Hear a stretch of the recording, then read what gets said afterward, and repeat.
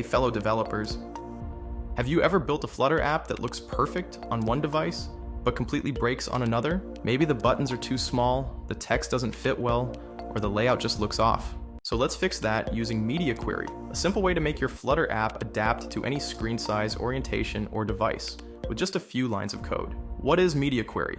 MediaQuery provides real-time information about screen size, orientation, and padding, helping us adjust UI elements dynamically. Instead of setting fixed values, we use relative percentages to make the layout flexible. Hard-coding values can cause layout issues across devices, so just avoid that. Instead, use MediaQuery of context.size to get screen size dynamically. You can get height and width from screen size. To make sure UI elements look great on any device, we need to scale them based on screen dimensions instead of using fixed sizes. If you set a fixed font size, it might look too small on larger screens or too big on smaller ones. Instead, scale the text dynamically using screen width.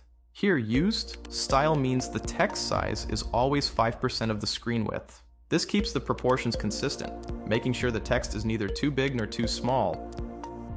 If the device is in portrait mode, the widgets are arranged in a vertical column. If it's in landscape mode, they switch to a horizontal row.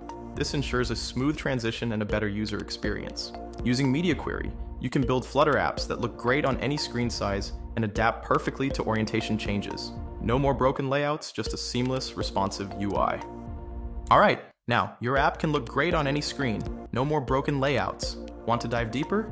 Check out the official docs at flutter.dev for more details. If you found this useful, hit the like button to support the channel. Subscribe for more Flutter tips and tricks, turn on notifications so you never miss an update. Got questions or suggestions? Drop a comment below. Happy coding, and see you in the next one.